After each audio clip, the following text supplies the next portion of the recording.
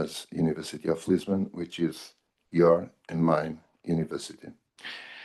The idea of all the four seminars is the same, is the interreligious dialogue in counteracting violent extremism in Africa, and what to do, how to do, what's happening.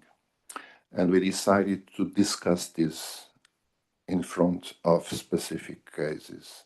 And in each specific cases, we always invited, us and KAICIID, we always invited somebody to be present with us, coming from the country and being an academic activist in this kind of dialogue and knowing exactly what's going on there and what are the problems.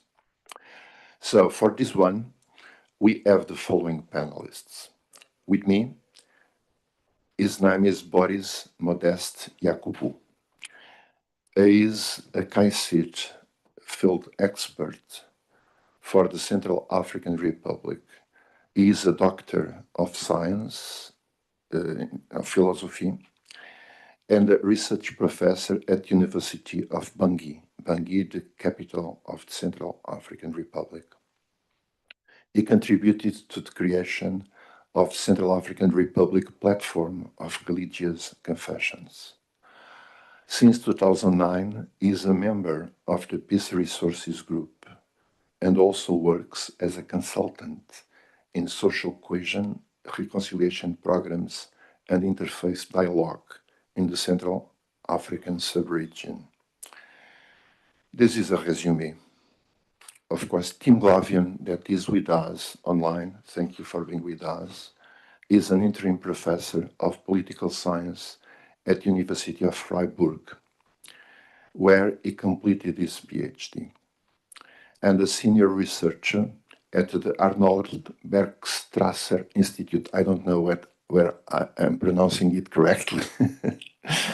Is a political analyst and a field researcher focusing on issues of local security within fragile states.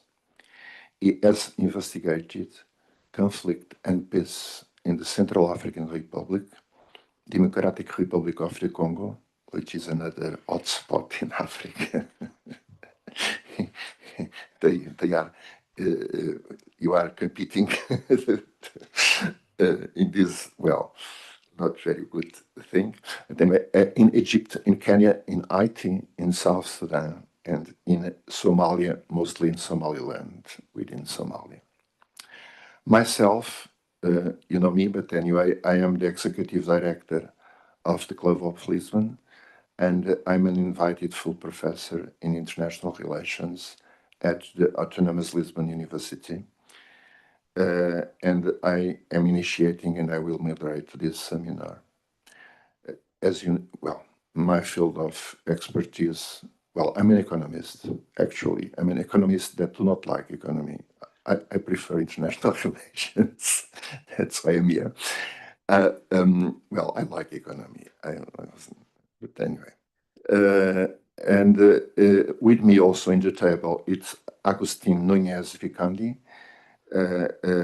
As you know, in Spanish, first comes the surname of the father and then the surname of the mother. So Fernando Agustin Núñez, senior program manager for the Africa program at the International Dialogue Centre in KAICIID. Is an MA in human rights, well, he's a lot of other things, all of us, at University College of London. University College London, it is not off. And he will make the final remarks and he will close the session. And within the session, he offered, and just to give some support when needed, from French to English to Portuguese to Spanish, etc. Well, thank you very much to all of us. We have also with us another member of KAICIID who is there, and a colleague of of mine at the Club of Lisbon, and she's also a journalist, Cristina Pérez. She's sitting there. And she uses to do what we call the Lisbon Club sessions on African issues that are streamed. I would say every 15 days. We will see this year. Anyway, let's begin. I will give the word first to Boris Yakoubou, and after that, I will ask Tim Glavian to intervene, and then we will open the debate for questions and answers from the audience and amongst us also. So, good morning to all. Boris, the floor is yours.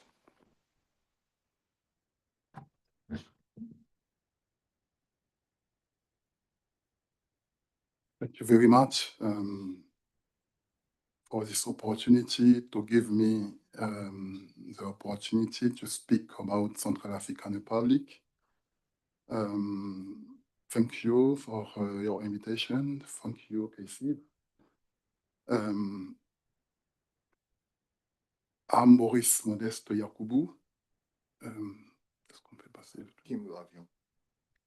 C'est bon.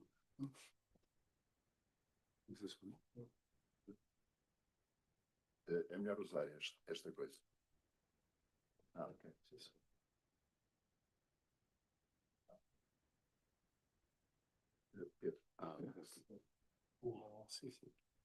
Ok. Okay, I'm Boris Modeste Yakoubou. I'm teacher at the University of Bangui, KAICIID field expert for Central African Republic. I want to speak about the instrumentalization of religion to justify violence in Africa and how to effectively counter extremist discourses that incite violence.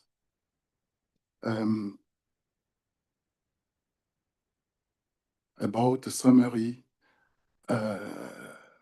we have an introduction and two parts. The first part concerns the instrumentalization of religion. And for understand this, we have in A, the 2030 crisis in the car and its consequence. B, the war of religions argument, extremism groups and using religion to justify violence. We have here four parts: the Seleka phenomenon, the birth of the anti-Balaka, PK5 self-defense groups, and a misconception of religion and a misinterpretation of biblical or Quranic verses. For the two parts, we speak about strategy to counter extremist discourses. In A, it is about the state level, and in B, at the religious level. Central African Republic is 623,000 kilometers and approximately 5 million inhabitants. Central African Republic is located between 6 states: Chad, Cameroon, the Democratic Republic of Congo, the Republic of Congo, and the two Sudans, North Sudan and South Sudan. The Central African Republic lies at the junction of two regions and two populations. To the north, the Sahel and the predominantly Muslim pastoralist and trading populations. To the south, the predominantly Christian savannah population. Beyond an apparent clash between religions, the crisis that has shaken the country is primarily political and has its deep roots in the country's management system and government. The Central African crisis, which led to the collapse of the state, has its causes of several levels. We are talking about the crisis of state in its administration, the security crisis, the inter-community crisis, the humanitarian crisis, the socio-economic crisis. Part one, the instrumentalization of religion. A, the political power of Seleka. Seleka is an armed group created in 2012. Seleka means alliance in the vernacular language. This group includes the Union of Democratic Force for Unity, the Convention of Patriots for Justice and Peace, the Central African People's Democratic Front, the Patriotic Convention for the Salvation of Contou, the Movement for Renaissance and the Refondation, alternative political movement in the CAR. The particularity of this armed group is all of its leaders are Muslim, as are the majority of its fighters. In March 2013, the Seleka took political power. The consequences of this political power of the Seleka, only 1 year after taking power, political management was catastrophic. The collapse of the economic system, the fragmentation of the social fabric, inter-community tensions, mistrust and corruption are all factors that make the country a very fragile state.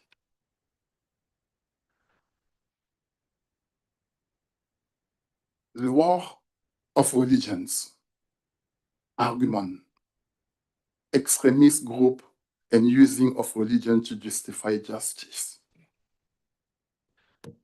We want here speak about the Seleka phenomenon.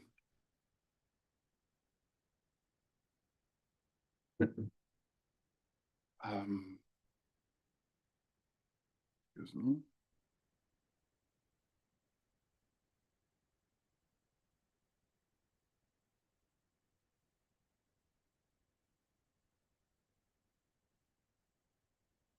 When the Seleka rebels seized political power in March 2013, most of the leaders are fighters openly demonstrated their affiliation with the Muslim faith. They continue to use all kinds of violence against non-Muslims. It should be noted that the two major religions in the Central African Republic are Christianity and Islam. The majority of those who sought refuge in the displaced person camp were non-Muslim, that is, Christian. Some neighborhoods are emptied for the inhabitants, and the only people left in this neighborhood who feared nothing were Muslim. As a result, a divide was created and accentuated between Christian and Muslim. Another phenomenon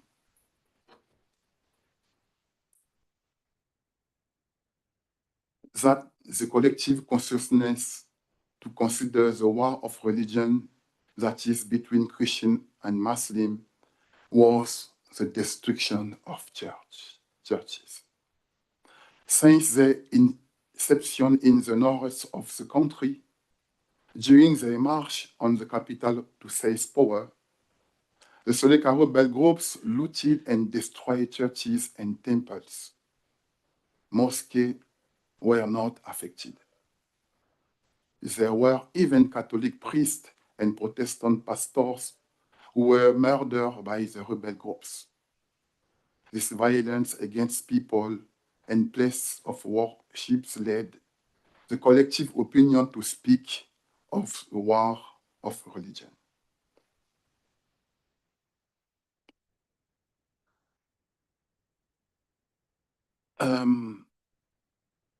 The birth of the anti-Balaka.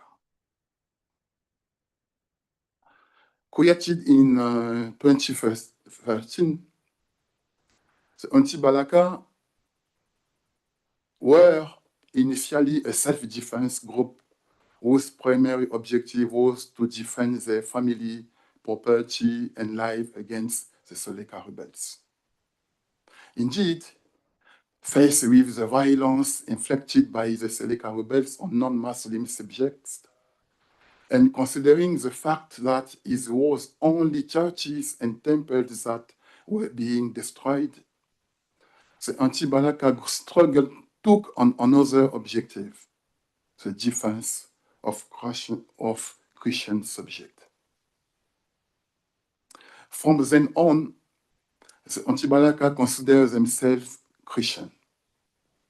They were not only fighting the Seleka rebels, but all Muslim subjects, with those who had nothing to do with the Seleka's political power.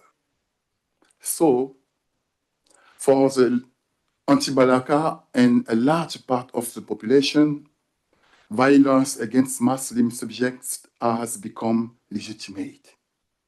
The war of religion was justified. There is also PK5 self-defense groups.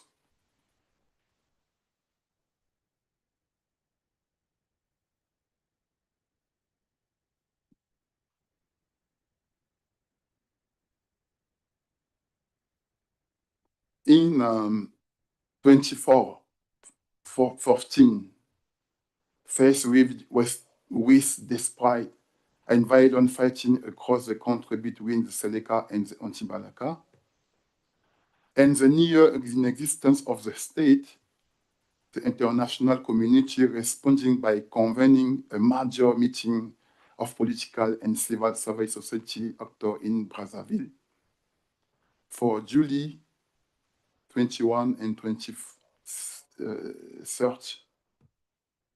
At the end of this forum, the Seleka's political power was forcing to resign. After the resignation, the Seleka withdrew with their weapons to the north of the country, where they would establish their authority, even demanding the separation of the country. Fearing for their life and safety, most Muslim citizens were also forced to leave the capital to follow the Seleka or go into exile. The UNHCR even organized a mass departure of Muslims from the capital to join the Seleka occupied areas. Those who remain in Bangui suffer violence from the anti-Balaka, forcing them to retreat to the PK5 neighborhood of Bangui. This is how self-defense groups, Muslim, extremist, emergent rising PK5. The self-defense group created since 2015 in PK5, a predominantly Muslim economic district, has the primary objective of protecting Muslims from anti-Balaka attacks. Indeed, the last stronghold for Muslims in the capital Bangui was PK5. It was there that they were safe, where they could freely and visibly express their Muslim identity. Like The anti-Balaka initially created to defend property and people.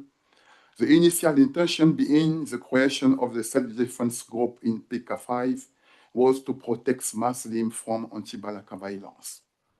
For them, it was a legitimate defense in the name of Muslim and for Muslim. The majority of Muslim subjects in the PK5 supported the self-defense groups, paying them daily tax to maintain their livelihood and remain under their protection. In the name of religion, young Muslims in the self-defense group fought against Christian extremists to protect their religion, their people, and their property, their religious identity, and their religious freedom throughout ritual and peace and practice. Unfortunately, these groups, like the anti-Balaka, would later be co-opted, manipulated, and used for political gain. But beyond these three phenomena, we can note a fourth example of the instrumentalization of religion. I want to speak about misconception of religion and a misinterpretation of biblical or Quranic verses.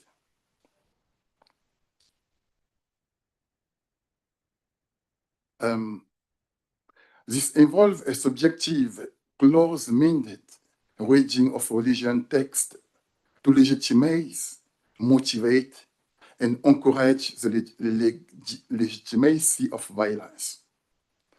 This often results from injustice of discrimination against certain followers or from religious identity itself. For the two parts, I want to speak about the strategies to counter extremist discourses. At the state level, I speak about a good governance.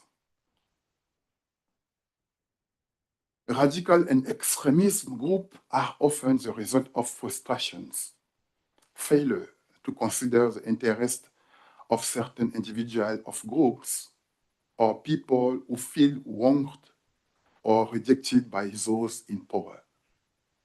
To avoid this situation, political authorities must develop good governance and sound management of public affairs.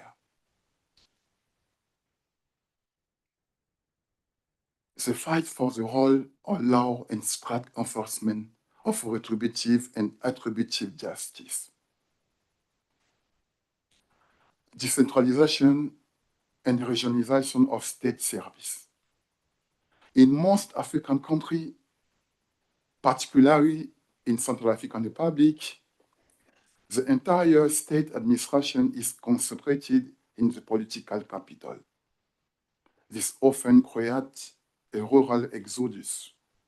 The rural population, especially young people, is forced to leave in mass for the city, motivated by the search for work or better living conditions. The state must be present with all of these instruments and thus create conditions in rural areas that allow for their development. Equitable distribution of goods and wealth. Integration and consideration of minority and vulnerable groups. Radical and extremism groups are also the result of the rejection and exclusion of this category. A standing campaign focused on combating hate speech and incitement to violence. The state must provide greater opportunity and freedom to national and international NGOs to carry out this campaign at all levels and its all region. About how to counter extremist discourses at the religious level, Religious education must be promoted, focusing on a critical and contextual interpretation of a religion text. This will help reduce adherence to extremist interpretation. I think that also interfaith dialogue must be strengthened. Develop meetings and dialogue between religious communities to deconstruct prejudice, strengthen peaceful coexistence, and demonstrate how religion often share commonly held values. Interfaith dialogue also allows religion leaders to speak out publicly against extremism and radical discourses. Thank you very much for attention.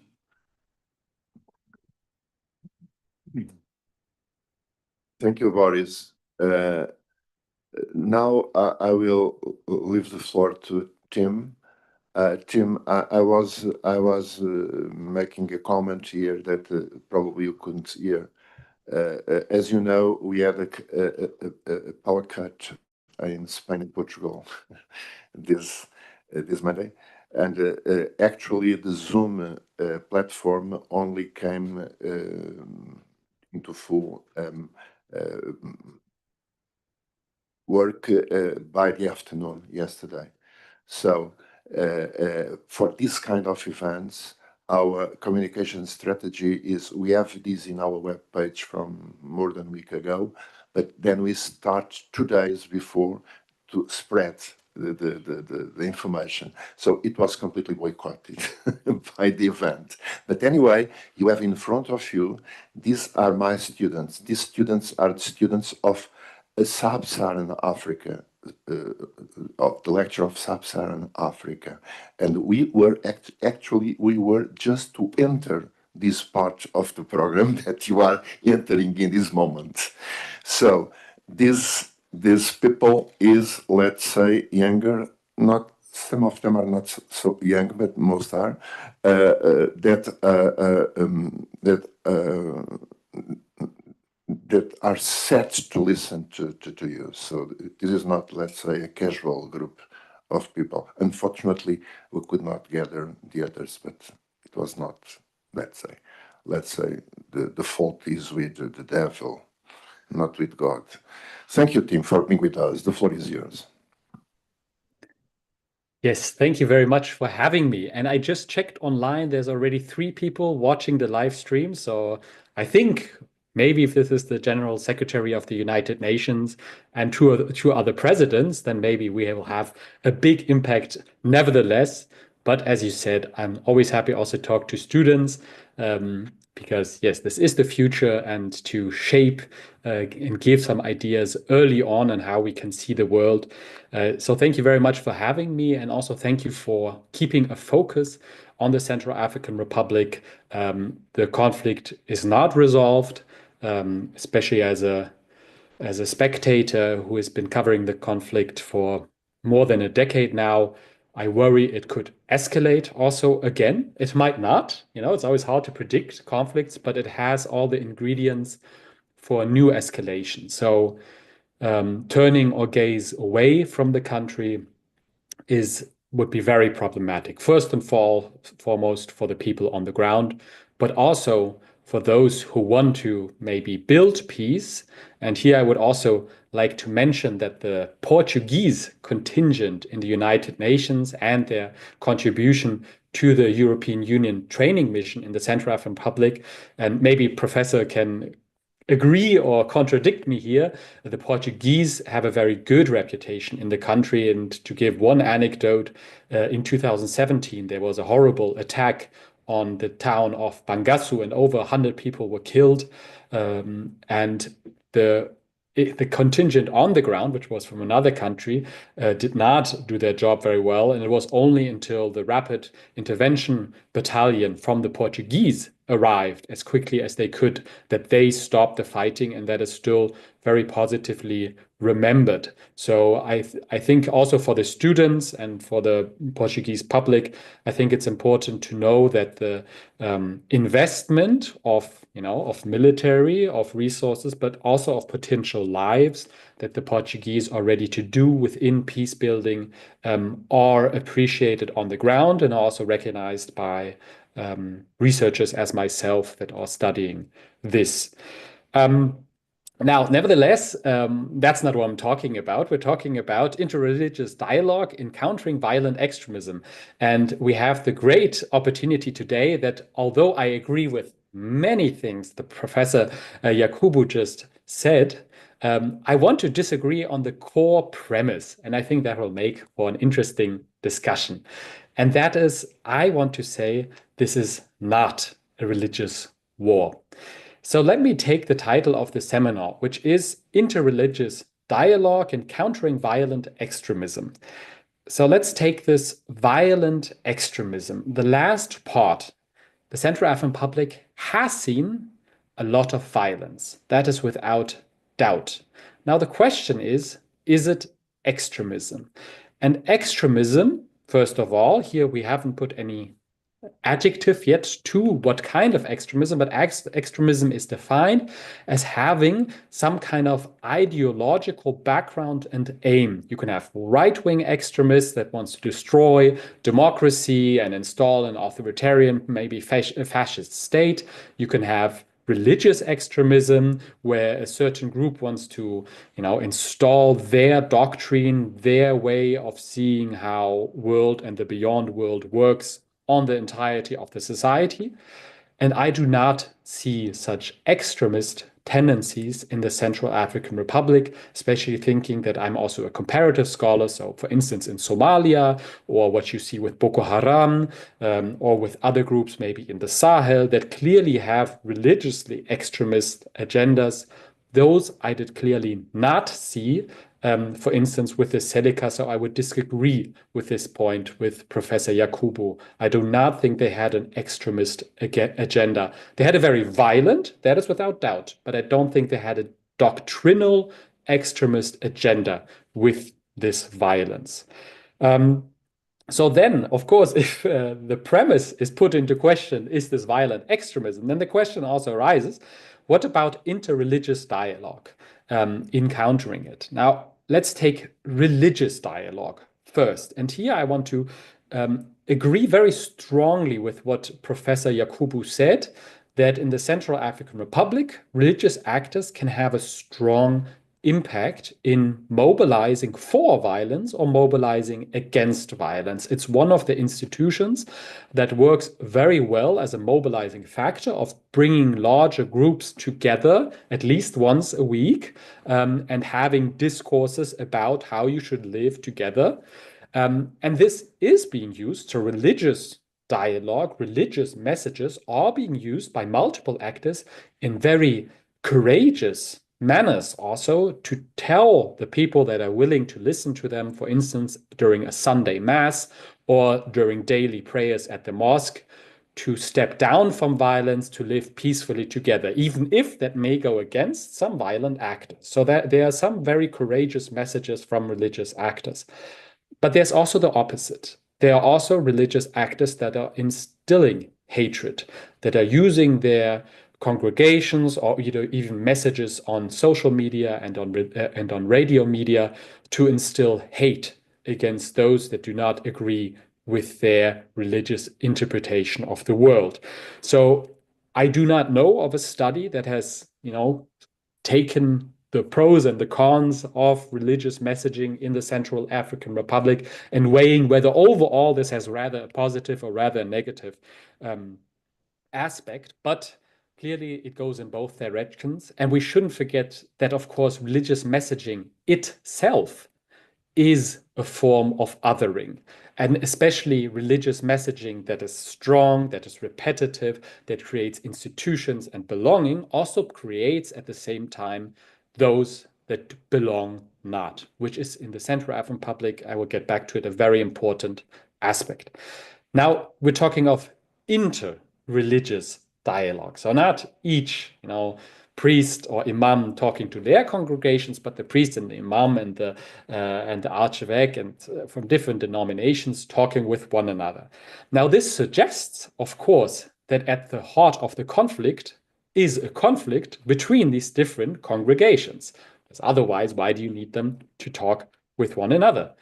But this is not originally the case. It is more about belonging and exclusion in the Central African Republic.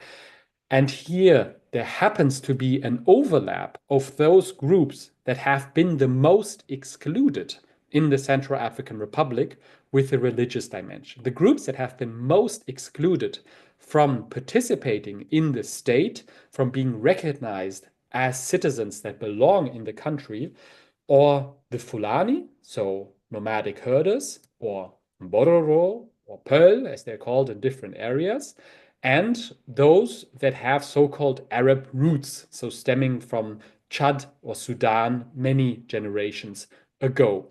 And these two groups are predominantly Muslim, but not all of them. There are also some that are Christian or animist or don't practice. But they have been very excluded from participating in society. And the origins of the Seleka rebellion also stem from this exclusion in society, mixed with very opportunist goals of certain armed groups that, were being hindered from exploiting diamonds, gold, the population, and then bound it together against the president for opportunist reasons. But it is not for religious reasons. That is very important to keep in mind. So then when you bring together religious leaders and they propose inter-religious or they dialogue interreligiously to propose solutions, sometimes this can fuel the narrative that this is indeed a religious conflict because we have religious leaders that have to solve it. And it also, intriguingly, brings in doctrinal questions that were not there before. So, for instance, in observing peace mediation committees in Obo, in Bangassou, in Pawa, in Bambari, in other places, one thing the Catholic members, for instance, would propose is a very Catholic idea, namely that of forgiveness, even after you have clearly been done wrong. So the one example that I saw in Bangassou was a Muslim trader had their motorbike stolen. Well, the interfaith committee didn't have any enforcement power and the motorbike was gone. So what they proposed, especially the Catholic members, was you need to forgive the person, the thief, and the community from which that thief stems for stealing the motorbike. And that's a religious doctrine of how such things should be taken care of. But that actually led then to the Muslim members of the interfaith committee to leave the committee because they had the feeling that this interfaith committee was justifying and covering violence and abuse. So intriguingly, by wanting to do something good, you bring in doctrinal questions, the Catholic idea of forgiveness. And you also bring in doctrinal questions because whereas for the Catholic representatives, as a very hierarchical religious institution, it's quite clear who should represent this community. If you go to the Protestant community, all of a sudden you have many different churches. If you go to the Muslim community, all of a sudden you have very many different nominations of who should be representing, and even the Muslim faith is per se meant to be less hierarchic than others. So all of a sudden you bring in representational issues that also are doctrinal. And often it is then the very modest, progressive imam, for instance, that is taken in, but then maybe is not seen as very representative of the whole spectrum of Muslim society. So it raises questions of who is the doctrinal adequate person to represent our faith. Now, the last word that I would like to discuss from the title is countering. So, can these interreligious dialogues counter violent extremism? Well, first of all, interreligious fora can attract funding.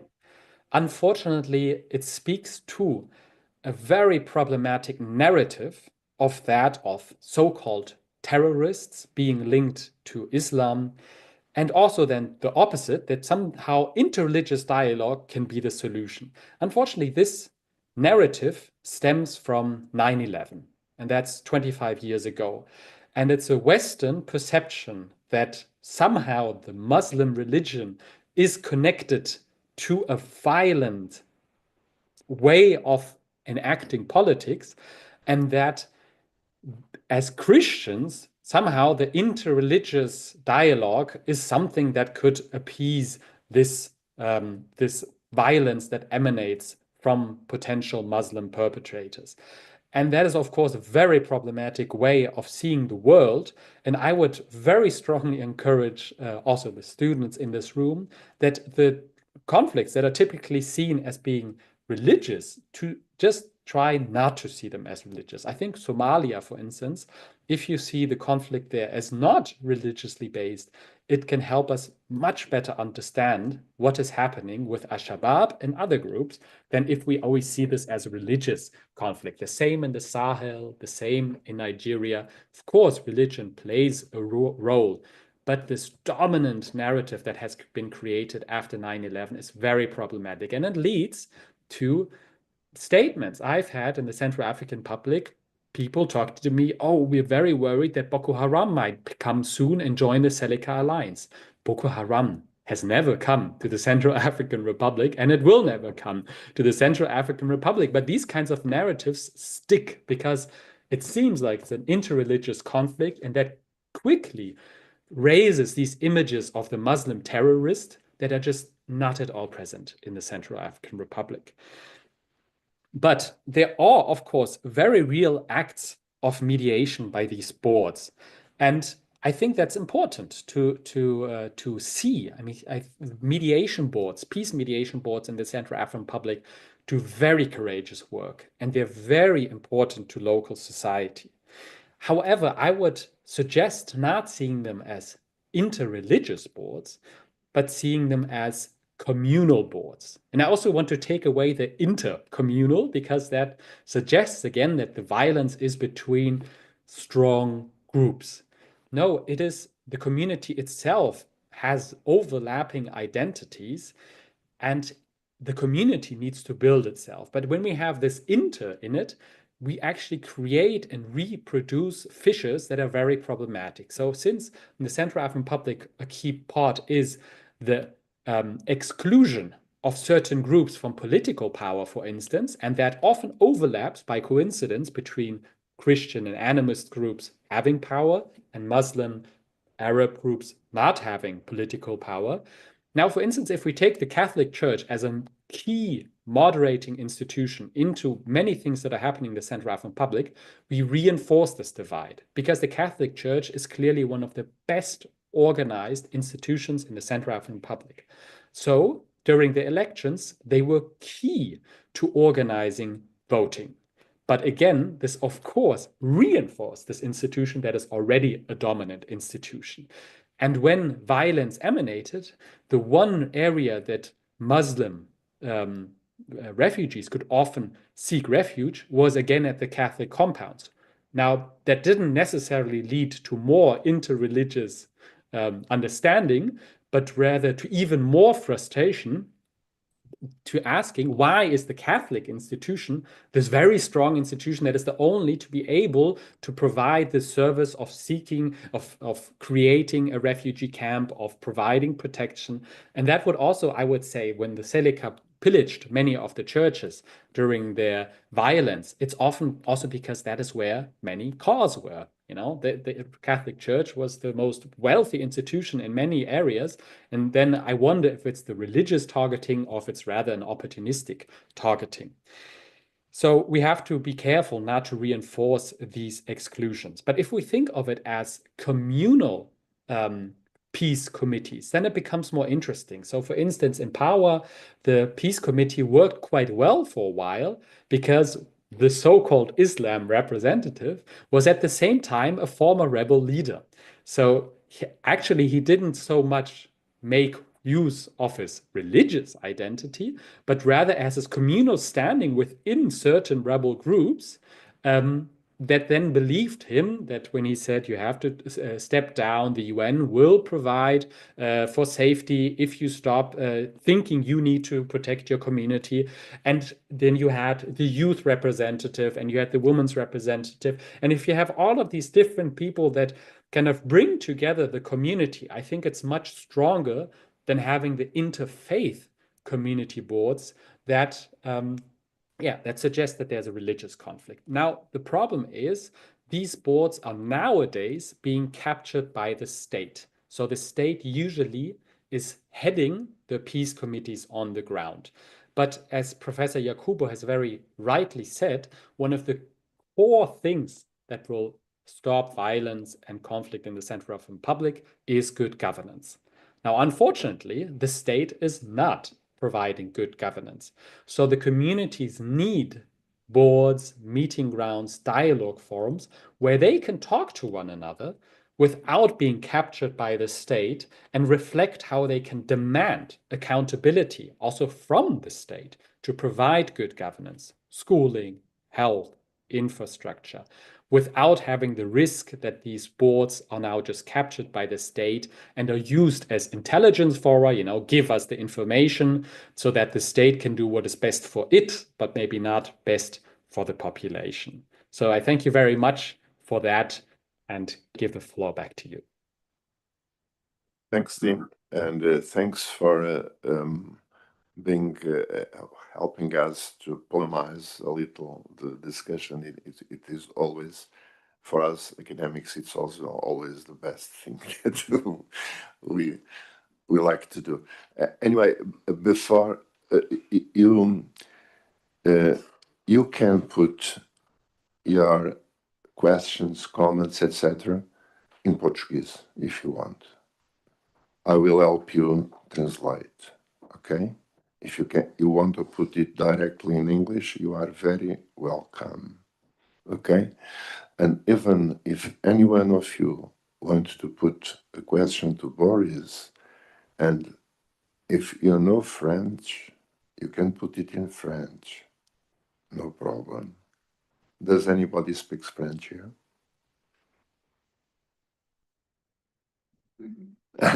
You see, in Portugal, we used to, our first foreign language used to be the French until the 60s.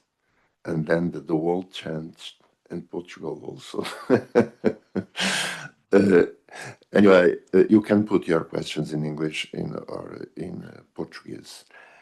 Before that, I would like to ask to Boris and to Agustin whether you should like to react to some of the questions that have been put by Tim.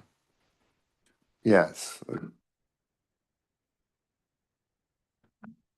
Thank you, Tim. Thank you, everyone, once more for being here and for your interest in the case of the Central African Republic. I very much agree with what Tim was saying in terms of the conflict dynamic in Central African Republic not being one based on religious ideology. So this is I think there was maybe a little bit of difficulties or lost in translation because Boris's language is French, and some of the elements of the presentation might not have come across fully. But indeed, this was a political military coup that took place in 2013 with Jotodia coming in with fighters from neighboring countries. They're majority Muslim countries and therefore of Muslim religious identity, that came down and then did all this damage to the majority Christian population, which then resulted, as Boris was explaining, in the creation of these anti-Balaka groups, and therefore the conflict taking on a religious identity element, which was capitalized on by the political and power interests there in the country. So I think in that sense, Tim, I think we're on the same page in terms of the understanding of it being a case in which religious identity has been manipulated in order to justify violence.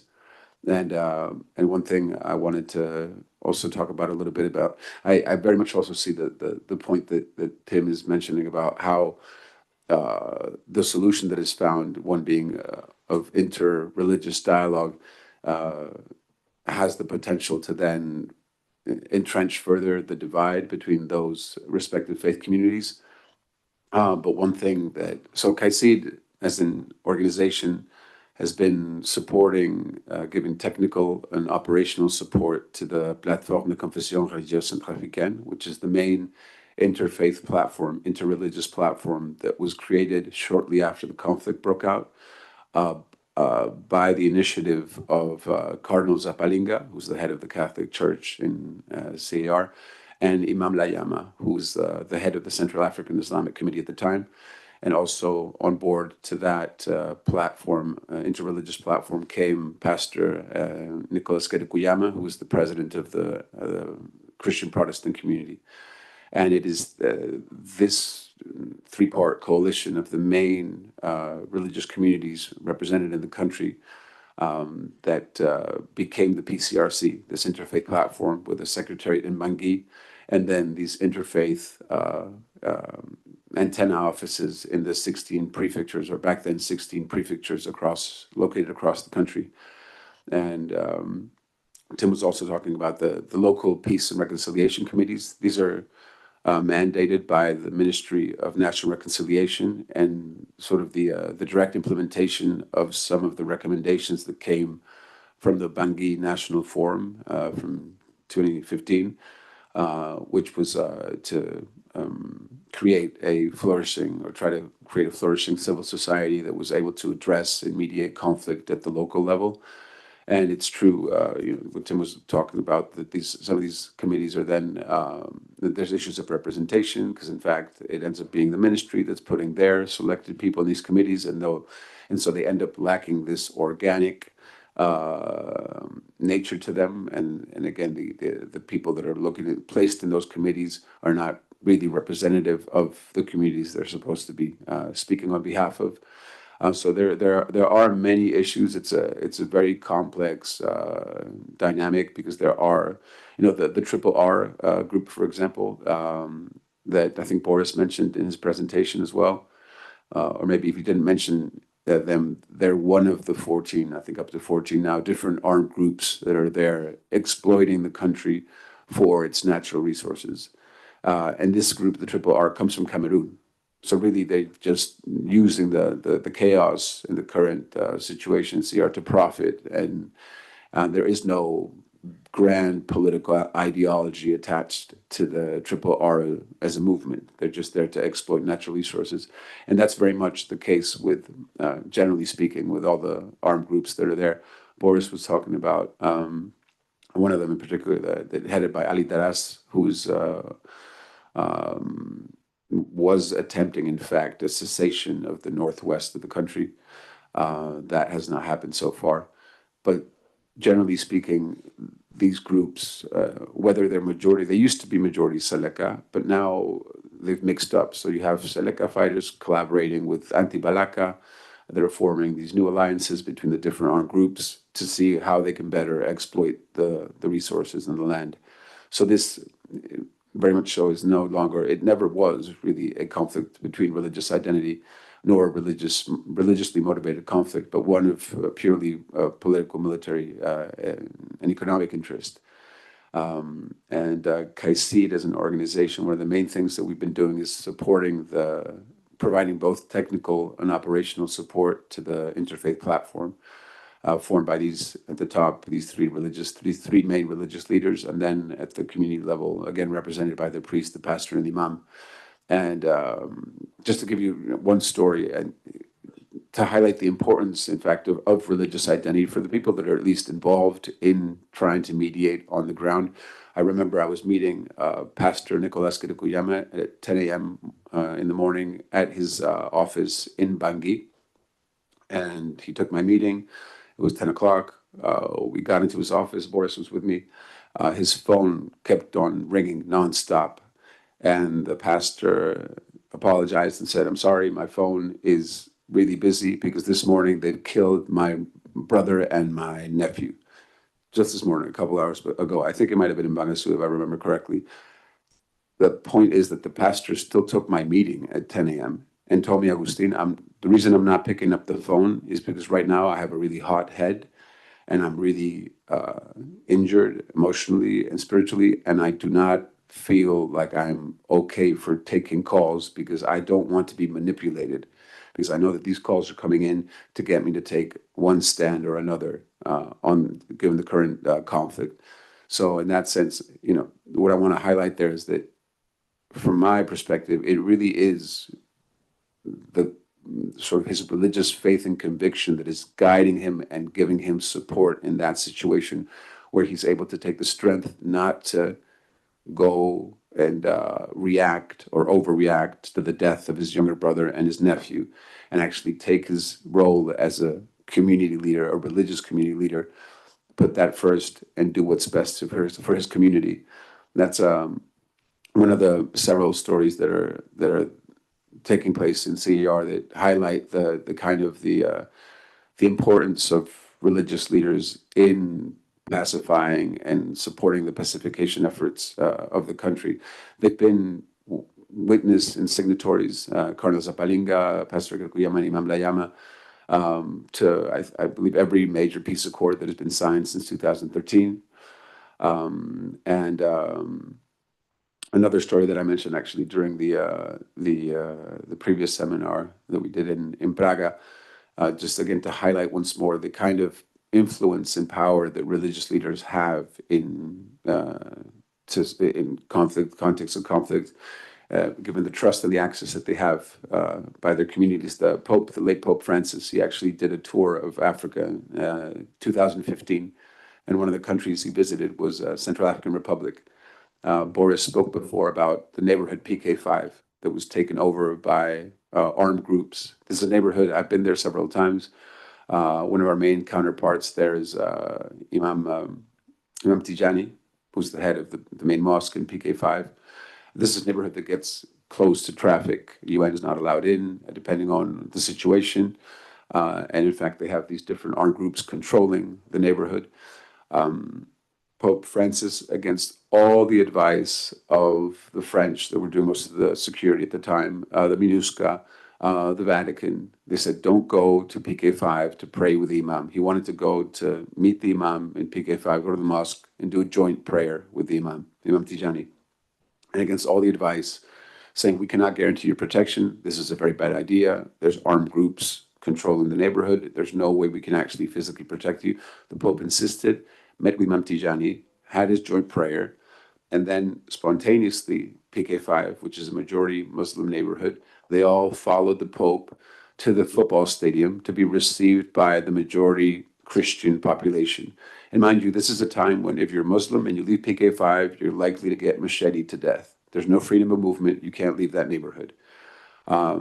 This story made the news rounds in around 2015, but it again highlights these are Muslims following the Pope. It took someone like Pope Francis to be able to have that happen. So at least temporarily, it opened up opportunity for dialogue and opened up opportunity for healing and reconciliation. And that's the kind of power and influence that religious leaders have in these kinds of contexts. I don't think anybody but the Pope could have managed to do that. And this was actually retold to me by a Rwandan peacekeeper when I was in Bangui, and tears were coming down his face, telling me the story because from his perspective, he witnessed a miracle.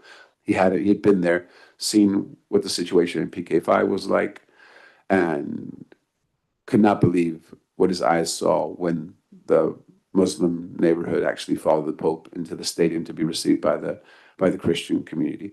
So I'll leave it here for now. Just wanted to give you a little bit of context and get you a little bit closer to the reality of what happens in CAR. Thank you. Boris, do you want to say something now? I want just to think about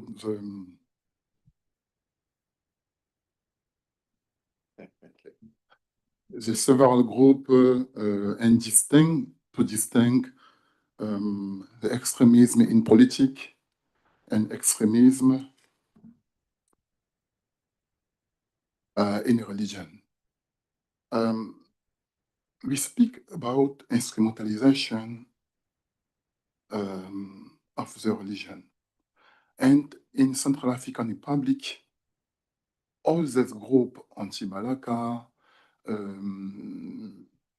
PK5, self-defense, and the Seleka are the extremists in religion because they use the name of religion to justify their violence.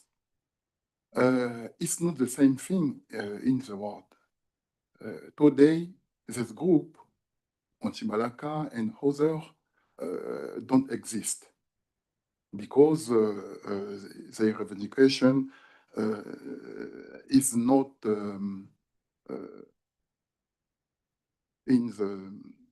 are not values today. So, peut-être que je vais m'exprimer en français et tu vas traduire. Je veux exprimer le fait que nous devons regarder, par exemple, au niveau du Cameroun, il y a des extrémistes, mais qui sont des extrémistes politiques, par exemple, dans le nord-est du Cameroun, ils revendiquent quelque chose qui n'a rien à voir avec la question de la religion. Et en Afrique... Oui. Yeah, Boris is just making reference to the group that I mentioned before in Cameroon, the Triple R, which is just a political movement. Et de manière générale, en Afrique, nous distinguons ces deux groupes, des extrémismes en politique et des extrémistes en religion.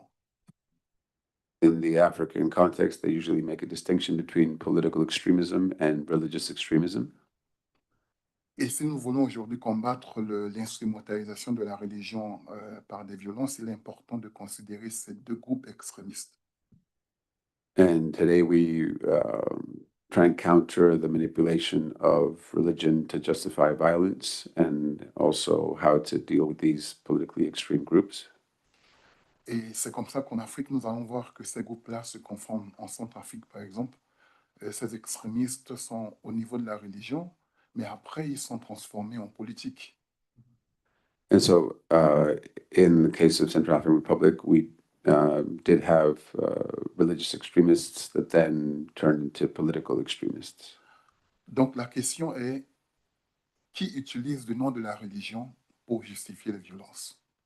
So the question is, who is using the name of religion to justify violence? Et quand nous faisons une bonne distinction des personnes qui utilisent le nom de la religion pour la violence, ça nous permet de combattre l'extrémisme violent à tous les niveaux. And so when we make a clear analysis of who is using religion to justify violence, we're able to address the issue at its core. Thank you.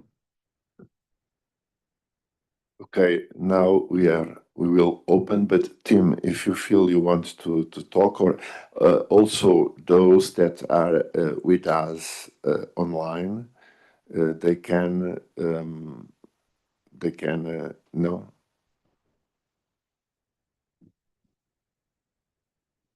Let me see, because we have still Zoom problems. Because no, it's okay. So if anybody here wants to raise a question, please. Se alguém aqui quiser levantar uma questão, não me deixem ficar mal, vocês têm que falar. Se vocês não falarem, eu tiro aquelas notas todas que vos dei. Yes, please. Só um bocadinho. Fica gravado. Say your name, please.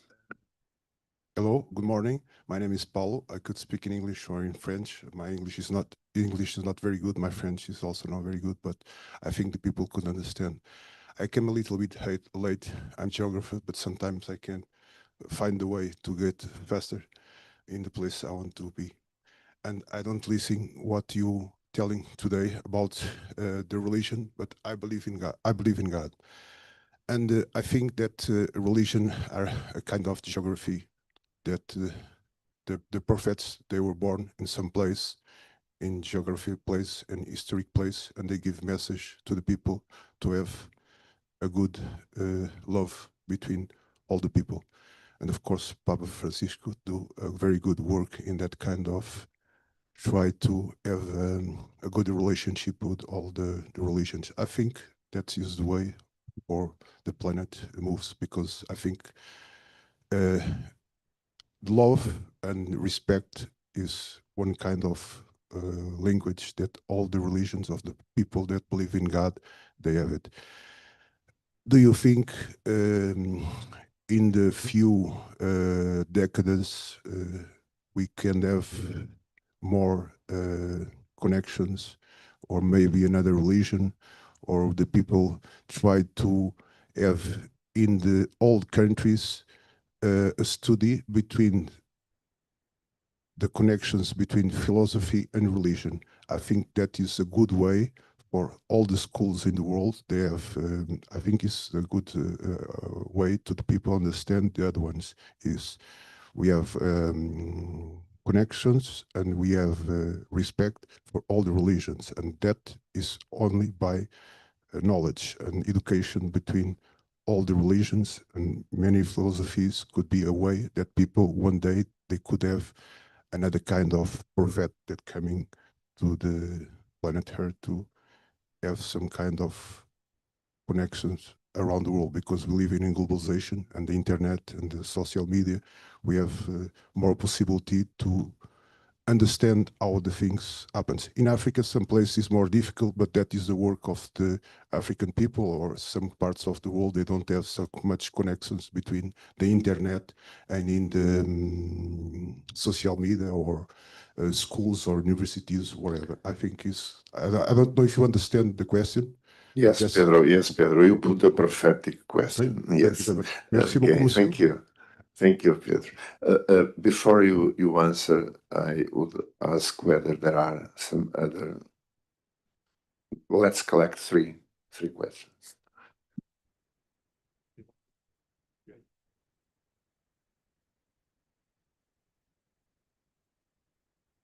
Morning, everybody. Thank you for the presentation and the intervention. Professor Yakoubou, you spoke about the Seleka and Antimbalaka conflict, but the last conflict in your country was 2020, 2021, during the election. In my opinion, the religions component was not present in that time. But the future worries me. Like Professor Tim said, we have boots on the ground. That's the reason is my question. In your opinion, what is the influence of the radical groups in the north of your country? Because we know what's happened in PK5, we know what's happened in Bangui, but what's happened in the north of the country, because we have in the border some countries who the religions is the Islamic. Okay, thank you.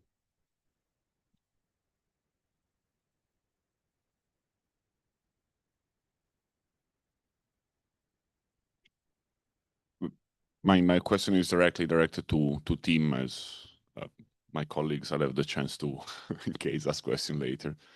And you touch upon a very, like, I'm really interested in seeing your perspective on this issue. You touch upon the very crucial question of also the relations between the various religions, with Catholicism being more institutionalized, having a stronger institution. And we've seen also like Catholic institutions being important players in the Central African Republic, the community of Sant'Egidio most of all, facilitating a lot of the peace agreements. Considering that most of the actors that instead back the government, from European countries to currently the more Russian-backed groups, have a clear money-grabbing, power-grabbing intention, do you see maybe, and these are big institutions, backed maybe by states or by a lot of funds, in this more larger geopolitical context, do you see, like, as the Catholic institution is actually trying to play a counterbalancing role, because going only with the community level against majorly backed powers like the Wagner Group or even interest group from France or the Gulf, let's say, as having a different role, like is true, is a Catholic backed, but gives power to community and a message that is mainly of peace, the one of religions. I'm just really interested in seeing your perspective also at the higher level of the relationship between the Catholic institutions and the other player we have in the country that are not so, they don't have any, let's say, beside their selfish gains, they don't aim for anything else than that. Thank you very much. Okay, let's move around in a different way now. I will give first the floor to Tim, please, Tim.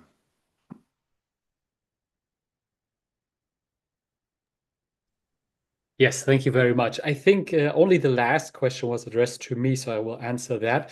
I think here's the importance to differentiate between interreligious roles and religious roles.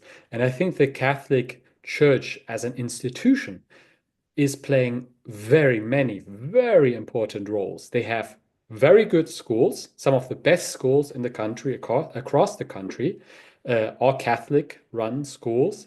During the elections would not have been possible without the Catholic Church.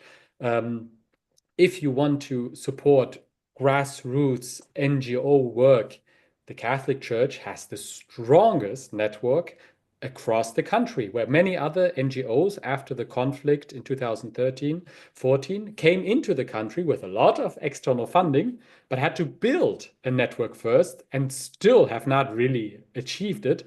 The Catholic Church has churches almost all over the country and even try to have smaller installations in the more Muslim-dominated areas. So all of a sudden, if you fund Caritas or other Catholic Church-related NGOs, you can very quickly have a local community-based influence. And I personally also have benefited from that often because, for instance, in some of the very remote areas I went, the only place I could spend the night was in the Catholic guest house.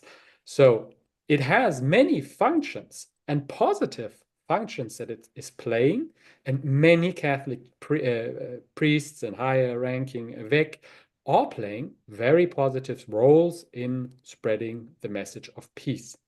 Now, the problem is, if a conflict is due to inequality, giving more to somebody and that person already being wealthy, you're creating more problems, The Catholic Church is doing very many good things, but the conflict in the Central African Republic is also about exclusion and neglect. So one thing, for instance, that I very forcefully fight for amongst donors is that they do not fund projects that are only based in the capital. It might make sense, What's the problem with building a school in the capital? That's good, More kids can then go to school. But if you build more and more schools in the capital, in comparison, the rural areas where all the rebellions in the Central African Republic have started become even more neglected. Already, the capital has maybe 20% of the population maximum, and it has like 50 to 60 to 70% of all secondary schools. So if you're building another high school in the capital, you're furthering this problem. And the same is with the Catholic institution. And I'm sorry, I must say the same. I would like to ask maybe this also to Augustin and to Professor Yakoubou. The interfaith boards, all of them that I have seen, were hosted by the Catholic Church. And the funding that they received was organized, received by, and distributed by the Catholic Church, because it was the only very well institutionalized actor that was able to get foreign funding. And then you have the Protestant priests, and like Augustin mentioned, often you pick one. But there's 12 denominations, there's just one Catholic denomination. But then you pick one priest and you pick one imam, even though there's 3 or 4 different confessions on the ground. So you're creating an imbalance where you reinforce the dominance of the Catholic Church as an institution. Here, I'm not talking about religion, I'm talking as an institution. And that is a problem. Even though what they're doing is mostly positive, it's a problem that we're reinforcing inequalities in the country. Because, and this again from my interviews, focus groups, for instance, with Muslim members of communities, they see this very problematic. They see this as a big problem that the Catholic Church has so much influence and that Catholic and Protestant actors have all the power. So even though you want to do something good, you're reinforcing this exclusion of Arab origin, mostly Muslim communities in the Central African Republic. Thank you. Now I give you the floor, Boris. Je voudrais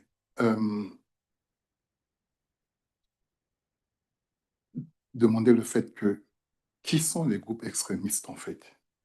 And I suppose in the question, who are the extremist groups, in fact? Je disais tout à l'heure que les groupes extrémistes sont créés par... ce sont des personnes qui sont des minorités. He was mentioning that before that the extreme groups are created by people that are the minority. Ce sont des personnes qui sont dans des zones isolées dans une région et qui se sentent lésées parce qu'ils ne profitent pas de la juste répartition des biens. They are in marginalized regions and they feel neglected because they not benefit from the services of the state. Ou encore, ce sont des groupes qui n'arrivent pas à exprimer leur identité, que ce soit ethnique, religieuse ou politique. There are also groups that don't manage to express or see their identity recognized, whether it's religious, ethnic, or political. À mon avis, en Afrique, par exemple, nous allons connaître encore la résurgence ou le regain de ces différents groupes. In Africa, we've considered la résurgence de ces différents groupes. The resurgence of this phenomenon. Et pour revenir sur la question, en Centrafrique, par exemple, les violences des élections en 2020 et puis encore dans les élections qui vont venir.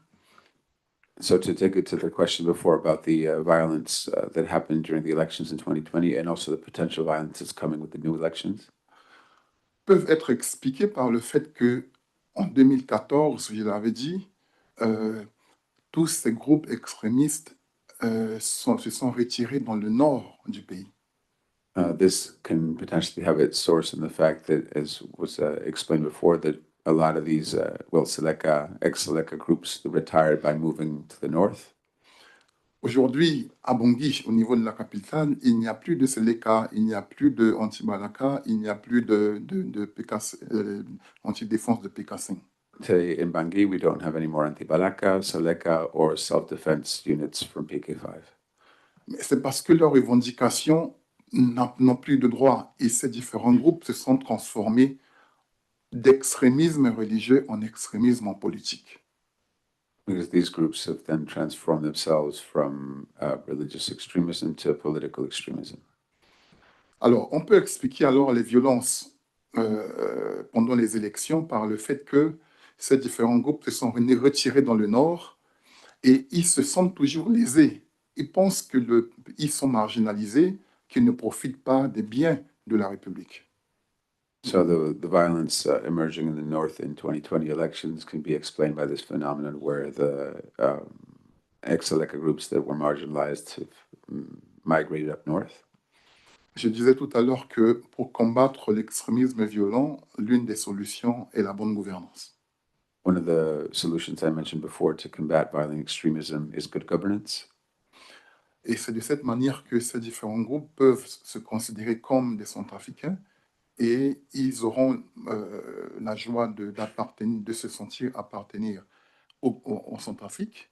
And the issue or the aim is to get these people that were feeling marginalized to actually feel like they are citizens of Central African Republic. Il y a des programmes de démobilisation et la réinsertion des groupes armés qui est mis en place. We have a program, DDR program of demobilization and reintegration of those that are ex-fighters to reintegrate back into being productive members of society. Mais ce programme ne marche pas. C'est resté politique et ces groupes se considèrent toujours comme des marginalisés. But the program is not really working effectively, and the group continues to feel like they're marginalized. Donc, nous devons faire attention et voir dans quelle mesure, à travers les différentes campagnes de sensibilisation, exiger donc la bonne gouvernance et amener les pouvoirs en place à considérer, à introduire ces différents groupes dans les systèmes pour éviter les violences pendant les élections. So we have to use different advocacy and sensibilization tactics to make sure that these people are, and effective DDR programs to ensure that these people are reintegrated prior to the next elections, or integrated as much as possible. Si le gouvernement ne fait pas cette politique-là, l'instrumentalisation de la religion pour justifier les violences va toujours continuer. Et ça sera toujours la même chose aussi, non seulement en Centrafrique, mais on vivra la même chose dans la plupart des pays en Afrique. If these processes are not done effectively, the instrumentalization of religion to justify violence will continue, not just in CAR, but in other African countries. Et sur un autre aspect, je voudrais revenir un peu sur la question du vivre ensemble dans l'avenir, dans le futur. I wanted to talk a little bit about living together in the future. Notre ami ici parlait de la combinaison, la complémentarité de la philosophie et de la religion pour permettre à l'avenir un meilleur vivre ensemble. The questioner before was talking about merging philosophy with religion in order to gain a better understanding.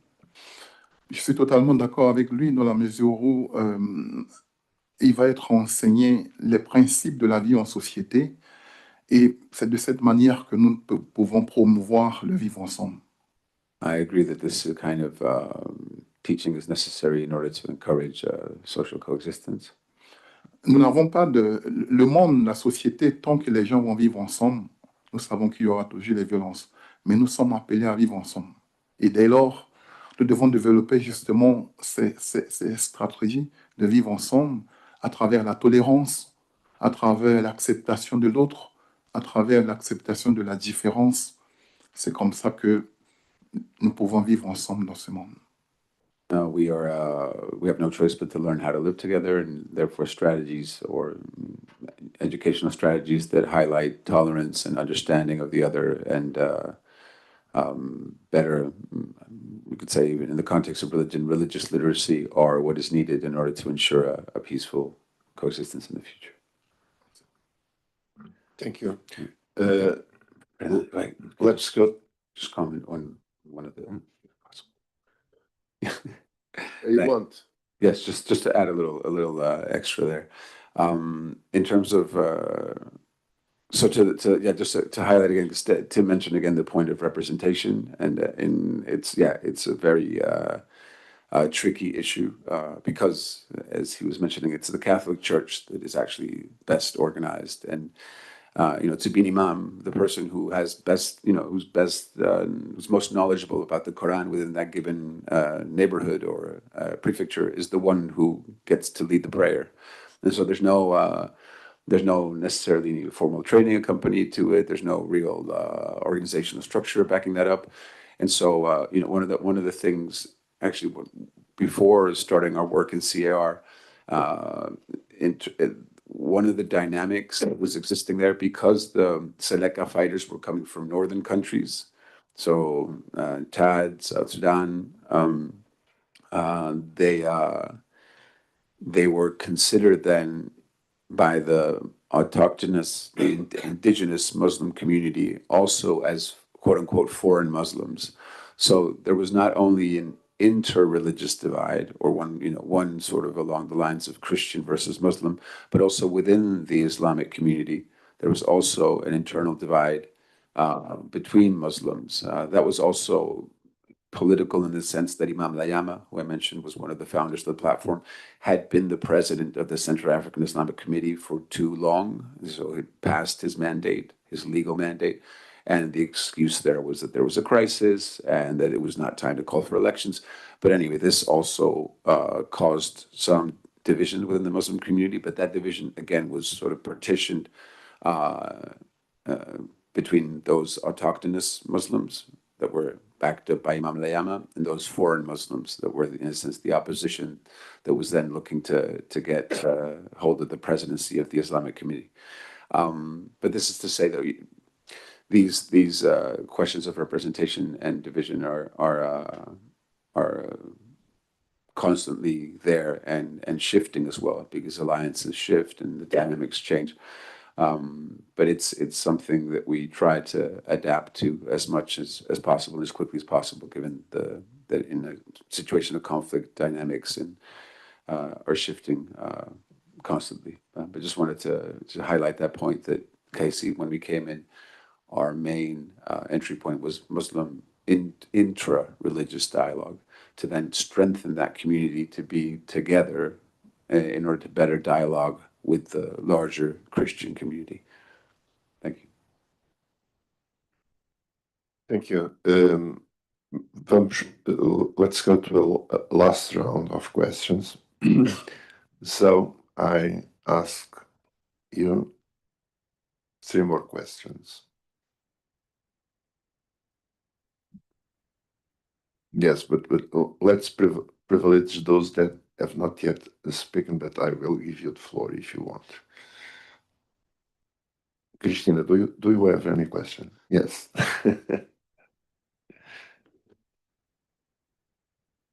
Thank you for all this updated information on these questions. As a journalist, I always have the question, what chances do these people who we have been referring as the communities have to choose or to trust any of these programs of that try to bring them together and give them, well, as a journalist, I'm always concerned with the aftermath of extreme violent episodes, people who lose their houses, where they are located afterwards, the growing of refugee camps and so on. And they suffer several and continuous episodes such as this. What are their chances to follow any suggestion of bringing them together? What kind of you've mentioned representation, which is very important. How do they, in the base, get to organize in order to follow or to accept whatever is suggested to them? Thank you. Okay, I'm going to overstep a little bit also. It's the first time I've been in the 4 seminars we did, so I have the benefit of learning about these things.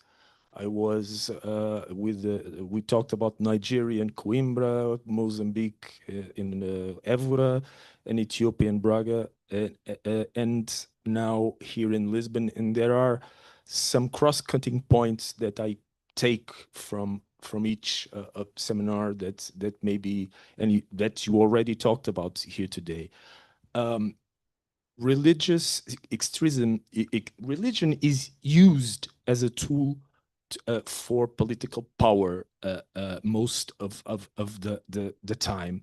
Although there is religious extremism, that's very clear. In most cases, either in elections, either in regional conflicts, either within those religion conflicts within certain communities, religion is just a pretext to gather more power most of the time. We had a very strong, a very powerful testimony when we made the seminar about Nigeria from a priest that was kidnapped, and that saw that the kidnappers were doing things that were totally against the religion they supposedly followed. They drank, they smoked, they well, all kinds of extreme things. So they do not follow the principles of the religion they supposedly are championing. So it's very difficult to fight these groups because it's very easy for them in remote areas of the countries to show that joining them, people will probably have a better life. And most of the times, if they don't join, they are killed. So it's an easy choice, a hard choice, but an easy choice. So this case of and social media, by the way, in every country, mostly in Africa, of course, there are different realities, but everyone has a phone. For example, in Mozambique, when we had this political crisis, most of the more relevant and reliable information was gathered through mobile phones. So everyone has a mobile phone, even in remote, with all the difficulties, but in remote areas. So it's very easy also to use social media. It's not that different from what Trump does, because he also uses religion as a pretext to do some things. It's not that different from what Israel is doing, using religion as a pretext to do atrocities. So religion comes out as an easy instrument to gather and to justify extreme things that don't have to do with religion. Imams we had on these seminars, representatives of other religions, you, Agustin, that was on the field, Professor Tim that was on the field, Professor Cardoso was on the field in some cases and studies these things, knows that religion is an instrument to gather power, either political power or economical power. For example, in the north of Mozambique, there are economical issues that link to religious extremism that is being done there. So how can we combat this when it's very hard to pass on a message as strong as the one that is using religion for extremism?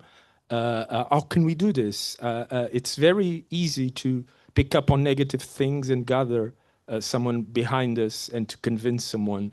But I always feel that a good and positive use and the messages of that religion is based upon that are always positive are not that easy to pass and to have the same effect as the extreme one. So this is more a comment, an overall comment that I'm not an expert, of course, on this, but having the opportunity to have been in the 4 seminars, it's an overview of what I have heard and learned about this issue. Very complicated, very complex, not easy to explain, but and I invite you to look at the other 3 seminars that are on the YouTube channel of Club of Lisbon. You have those testimonies there. You have really powerful examples from different countries that share issues, of course, with different realities, but with same issues that you will learn a lot from them. So sorry for overstepping, but I felt I needed to say something. Thank you, Pedro. Pedro, of course, you understand, Pedro works with me at the Club of Lisbon. Anyway, a third question. Is there anybody that has not yet spoken that would like to raise the word? If not, I will give you the floor again, please. Thank you, Professor Cardoso. And this is a question a bit on an aspect that Tim mentioned. It's open, obviously, to Tim and my colleagues too. Tim mentioned briefly one major conflict dynamic, mentioning the Fula, Fulani, Peul, Mbororo with the name. That is a major, if I were a student, I would focus right now my studies on this conflict trend in Africa. That is the nomadic, sedentary, let's say, conflict that from Nigeria, since we touched Nigeria, Mozambique, Kenya, CAR touches upon all the countries. This is like a paradigm clash even bigger than the one between religions, because here we're speaking about sedentary society, this is the one we live in, against nomadic cultures, practices, and tradition. Do you see this conflict dynamic is something that, as in Africa, they're trying to do, in particular in the Central Africa, can be addressed on a nation base, or is inherently and only a question that we can answer to if we look at it in a group, being exactly this group nomadic, not being really coming from a specific country, but being moving around, being this conflict the major trend in Africa at the moment for conflicts. Is it a problem that CAR can solve on its own, or is something that the international community, the African Union, should really push and focus on? Thank you. Thank you. Okay, let's give the floor to our two speakers.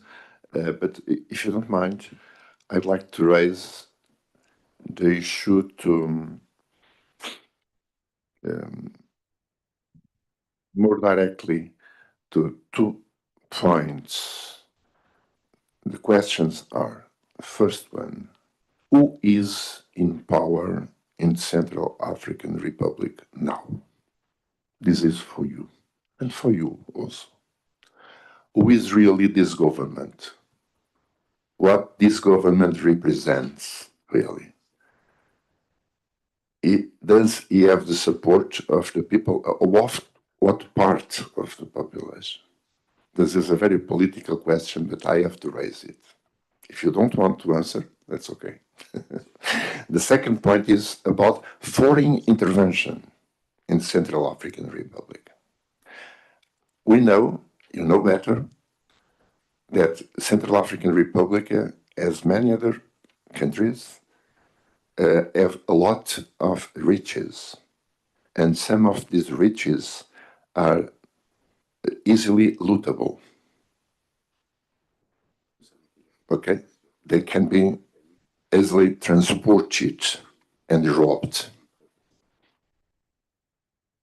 And we know that in the Central African Republic, we have neighbors, and you have spoken about Cameroon groups, etc.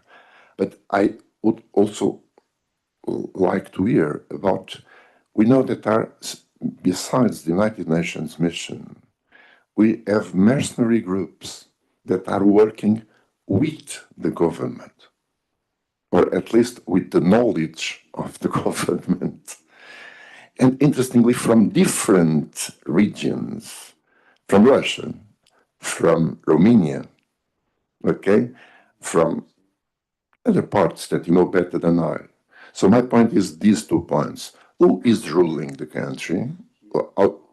Okay, and second, what is the role of these foreign groups, not only those that are the countries that are neighboring the Central African Republic, but also that have guns and are inside taking care of mines and things like that. But I will begin with Tim, just to give the opportunity to Boris that is with us to have the last word. Thank you, Tim. Yes, thank you very much. Big questions. I think with the question of who the government represents, maybe Professor Yakoubou knows a little bit better than I if he can speak on that.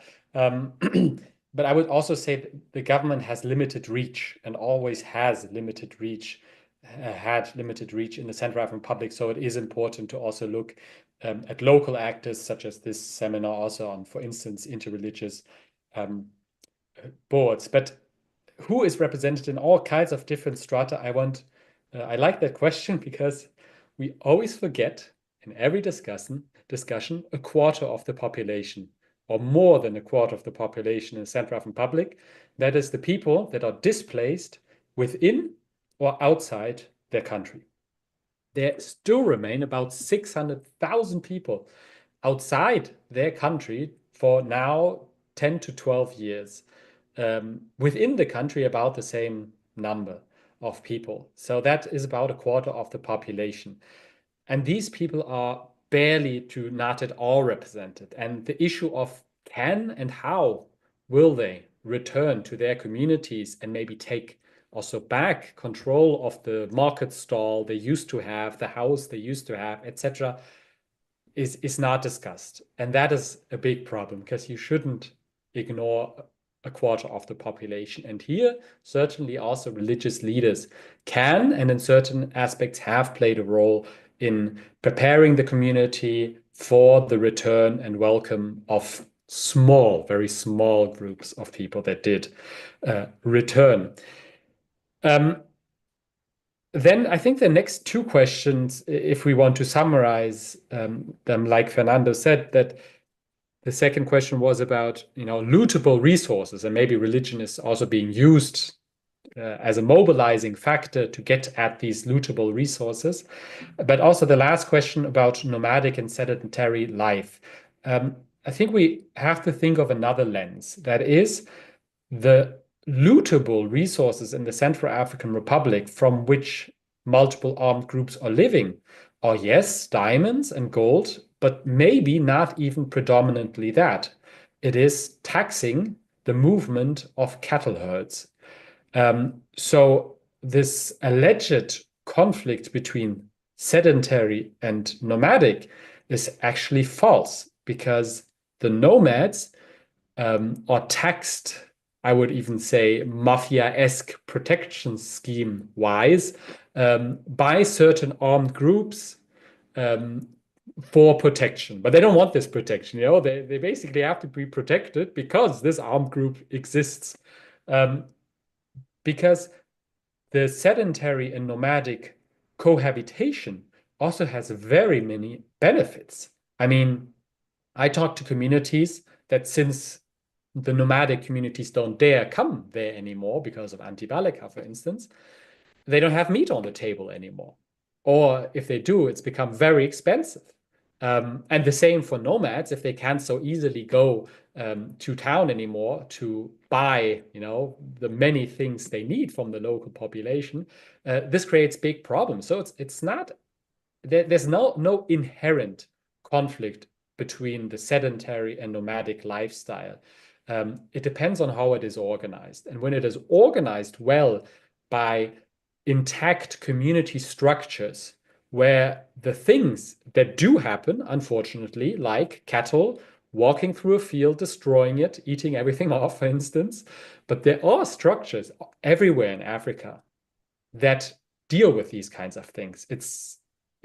Usually it's the head of the cattle herding group meets the head of the village. They decide on a compensation scheme. It's paid, and it's fine. That's always how it works for decades and in most areas of Africa. But when these structures break down and armed groups say, we are representing you now, no longer the civilian leaders that talk without guns, then that leads to massive escalation. And there clearly the state of the Central African Republic could play a positive role in stopping the violent escalation of such conflicts. But unfortunately, it is not. I mean, the way they are acting together with the Wagner militias in stigmatizing certain population groups, of course, leads to the fact that certain population groups, mostly Fulani, but also others, have no trust in this state. So the state as a neutral arbiter within this relationship that can be very beneficial, but is always, on the razor's edge, because it escalates so easily. When the cattle starts eating the crops off a field, and then the farmer seizes and gets angry and kills the cattle, and then they're like, cattle is like 300,000 sefa, so it's hundreds of dollars. You just destroyed so much of my property, and then they, in violence, maybe kill that person or at least hurt that person very much in the heat of the moment, and all of a sudden you have an escalation. So of course it's a very delicate situation, but it is not inherently conflictual. And I would like to add one last thing. We're talking about interreligious or interfaith dialogue, and we haven't talked about a very massive phenomenon in the Central Republic, which is animist thought, or let's say non-religious ways of perceiving the spiritual world. And they are very strong in the Central African Republic. Certain armed groups wear amulets that they believe protect them, but not God or somebody else. These are spirits, these are the ancestors for whom they still have a relation. There's huge issues with allegations of witchcraft and sorcery that play a fundamental role in organizing society. And these also link up then to the different faiths differently. Whereas the Catholic interpretation and maybe the more Wahhabi Salafi interpretation of Islam are very strict against these movements and try to stop them. Other Protestant or more Sufist related confessional interpretations are mixing with them much more strongly. So it's also, even though these people are never officially invited to the table, it plays a massive role. And I think we shouldn't forget this. We can say, religion is being abused and manipulated for violent ends, etc. Yes, but we shouldn't take our daily life as a starting point. In the Central African Republic, for instance, religion and spiritual thoughts are absolutely key to everyday life. So you might say, it's not so important, the Catholic Church, but everybody goes every Sunday to church, not every second. And when the priest says something, they listen to it. And when they hear rumors of a witch acting within the community, it motivates them to act. So these things are very, very strong forces in society, and we shouldn't, from a maybe more atheist European background, underestimate the strength religious but also spiritual matters have in mobilizing the people in the Central African Republic. Thanks, Tim. Now, Boris, you have the last. Il faut dire que la situation sociopolitique est très complexe en RCA. We can admit that the socio-political situation in CER is very complex. Depuis 30 ans, chaque 10 ans, il y a des changements de pouvoir politique qui est accompagné de destruction, de corruption, de la guerre. During the past 30 years, every 10 years, we've had a political transition that is accompanied with violence and destruction. Le pays a besoin de stabilité pour se développer. Il faut stabilité politique et économique. In order to develop, we need some social and political stability. Le pays regorge de beaucoup de richesses minières. The country is blessed with lots of natural resources. Mais il faut compter avec l'influence extérieure de certains pays qui ont besoin de cette richesse et qui viennent influencer grandement. And we must work to contain the influence of foreign elements that come to exploit the resources. Au-delà de cette influence internationale, il faut considérer aussi les conflits dans les pays frontaliers. Au Soudan, au Tchad, il y a des groupes armés qui influencent grandement sur le système politique et économique du pays. We need to also consider the radical elements that exist in northern neighboring countries like Chad and Sudan that also have a lot of influence in destabilizing the country. Ce qui fait que quand on fait une lecture géopolitique de la République centrafricaine, on verra que le pays vit une complexité, mais le pays a besoin d'une stabilité pour pouvoir se remettre sur le plan politique et économique. So if we take a general picture of CER, we see that there's a desperate, a very strong need for stability in order to be able to unify the country. Qui dirige le pays en ce moment? Who's actually running the country in this moment? Le pouvoir en place cherche à stabiliser le pays et il est allé chercher comment on appelle ça, de la sécurité chez certains pays extérieurs. The current government in power, its main objective currently, its priority is to stabilize the country. Il y a la Russie à travers le groupe Wagner, il y a le Rwanda, il y a beaucoup d'autres pays qui sont là de manière militaire. There are several actors that are there, the peacekeeping forces from MINUSCA, Wagner, the Rwandese. le dirigeant du pays les appelle pour protéger son pouvoir, mais malheureusement, ils sont là aussi, ils exploitent la richesse du pays. So the current government has asked them to support them in stabilizing the country, but the payback is exploitation of the country's resources. C'est ça le paradoxe. Tu me protèges et je te donne mes richesses. So that is the trade-off. I protect you and you give me your riches. Moi, je pense que au-delà de cette complexité, l'influence extérieure doit s'arrêter en fait. Crucial within this dynamic is to try and stop external influence. Mais il y a aussi des grains d'expérience, dans la mesure où, par exemple, si on considère au niveau religieux, la majorité de la population se dit croyant. But if you also consider the religious dimension, the majority of the population considers itself a believer. Et de cette manière, je pense, et je réitère encore que nous devons développer davantage le dialogue inter-religieux. And in this regard, I want to advocate for the need to continue to develop work in inter-religious dialogue. Pour garantir les relations intercommunautaires et le vivre ensemble entre les communautés déjà. To guarantee the living peaceful coexistence amongst the different communities that already live, share the same space. Au niveau politique, je pense que la RCA n'a pas vraiment besoin des forces comme la MINUSCA, comme les Wagner, comme les autres en ce moment. Parce que ce qui est important pour nous, c'est combattre la pauvreté, donner du travail aux jeunes, amener ceux qui se considèrent comme des groupes isolés, comme des groupes qui sont lésés, à avoir leur part de responsabilité et leur contribution dans la gestion et dans la répartition des biens dans ce pays.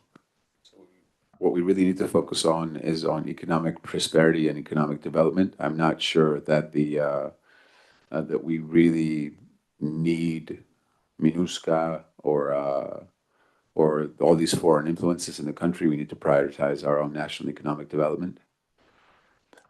Donc voilà, pour moi, je pense qu'il faut l'influence extérieure doit s'arrêter et laisser la possibilité aux fils du pays d'exploiter leurs richesses. Et nous avons besoin aussi de cette stabilité politique. Quand il y aura toujours la guerre chaque 10 ans, on ne peut pas promouvoir le développement dans un pays. So we need first and foremost this kind of economic stability to be able to, and general stability to be able to develop and move the country forward. Et au niveau de la sous-région aussi, les différents conflits à la frontière avec le Tchad, avec les Soudans, le problème avec les conflits entre les éleveurs et les agriculteurs, qui sont des conflits au-delà de la RCA, sont des problèmes peut-être que nous ne pourrons pas annihiler totalement, mais au moins la communauté internationale doit regarder à ce moment-là et voir comment est-ce qu'on peut, au niveau interne, au niveau sous-régional, les combattre pour avoir une stabilité sous-régionale. So a lot of these dynamics, conflict dynamics that we mentioned, including the herders, farmers dynamic, and the others need to be studied in depth by the international community, and they need to support in a way that is actually addressing the issues, the specificity of the issues. Donc la paix, le vivre ensemble n'est pas pour aujourd'hui, mais c'est possible pour demain. So today we currently do not have peace, but we are hopeful that we will be able to achieve it when tomorrow comes. Inshallah. Agustin, it's up to you to close, please. Thank you, Fernando. Well, thank you very much once again for coming and for spending time with us here today. And thank you to Clube de Lisboa, and thanks very much to Boris for coming all the way from Bangui. It's a long trip. And very much thanks to Tim. I hope we continue the conversation, because you're clearly very many insights into what's happening, not just there, but in the region as well. Just to say that in terms of a key message, and this has been highlighted, I think, by all of us, once you delve deeply or more deeply into what is causing specific conflict, violent conflict, one that has been advertised and pronounced in the media to be an inter-religious conflict. The moment you scratch a little bit that surface, you realize that there's many dynamics at play, and that effectively, usually, in most cases, it is religious identity that has been manipulated by the politicians to then justify their political gain, and the violence that is done in their name of their particular goal that they're trying to achieve. I encourage you to, as Fernando was saying, check out the KAICIID webpage. We've been here in Lisbon now about 2.5 years. We moved our headquarters from Vienna to Lisbon. And we are excited with the possibility of Portugal also joining the organization. The invitation was officially sent to the Minister of Foreign Affairs last year in November. So if everything goes well, hopefully by soon enough, Portugal will also be a member of the organization's Council of Parties. And that will make it to be among Spain, Austria, Saudi Arabia, the Holy Seas, and maybe Portugal. Once that happens, I have my hopes is that we will continue to expand and really become a global organization with global presence, and keep on promoting interreligious and intercultural dialogue to address issues at the local, regional, and global level. And so thanks very much once again for your attention.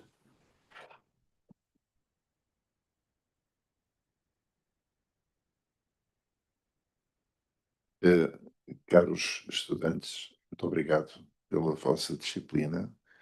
Não vos agradeço o facto de não terem feito perguntas, exceto eu vi quem é que fez perguntas, portanto os outros vão baixar um valor na nota. Nós terminamos a nossa aula por hoje, portanto não precisam de regressar à aula, e até à próxima semana, está bem? Muito obrigado. Olhem, mas vejam o que está no canal YouTube do Clube de Lisboa sobre os outros países, e de certeza que, se virem, utilizem as ferramentas de inteligência artificial para resumir os debates, não para fazer os trabalhos, mas para resumir os debates que lá estão, e de certeza que, se colocarem lá coisas, conseguem ultrapassar esta nota abaixo que o professor deu. Eu não lhe pedi este discurso, mas se quiserem...